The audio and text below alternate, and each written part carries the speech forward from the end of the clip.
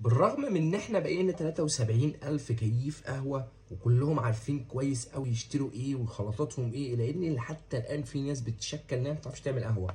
فتعالى اما اقول لك ازاي تعمل قهوة. القهوة السكر المظبوط معلقة سكر، العريحة ربع معلقة سكر، المانو معلقة ونص سكر، الزيادة 3 معالق سكر. وبتختلف من مكان لمكان لان في ناس بتقول لك 2.5، بس عامة الريسب الاساسي بتاعها 3 معالق. السرياوسي بتبقى 4 معالق سكر. في واحد بقى بيقول لك كراميل، ده الكراميل ده ممكن تحط له 5 6 معالق سكر، وده يا ريت ما تعملوش اصلا لانه مبقاش في الاماكن شويه لحد ما، لان في اماكن بتعتمدش على ريسبي قوي يعني. معلقتين من البن،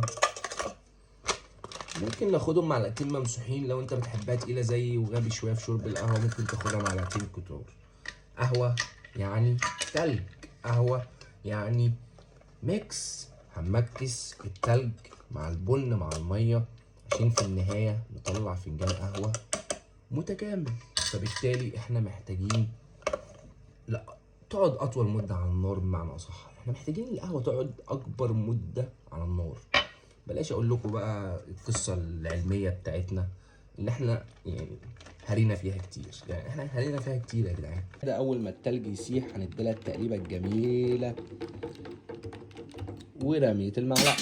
القهوه طلعت فسافيس، ما احناش محتاجين نفرغها على مرتين، بس ممكن نديلها رجه بسيطه كده كده، ونبدا نفرغ قهوتنا الجميله.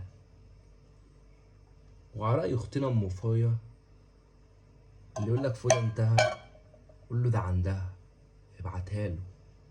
تعالى يا صاحبي كده. انا بص، انت عارف احنا مشكلتنا كمصريين في ايه؟ ان احنا بنبص على الحته دي بس، مع ان ديت اخر حاجه احنا ممكن نبص عليها في القهوه اساسا. تعالى بص لي على القهوه كده.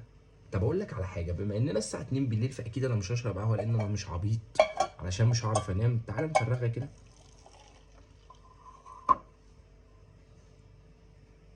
الوش معانا، يعني الوش معانا. طب تعالى نفرغ تاني. الوش معانا. معنى كده ايه؟ ان انت عملت كل حاجه في فنجان القهوه. انت سويت البن مع الميه لدرجه ان هما الاتنين بقوا جزء واحد.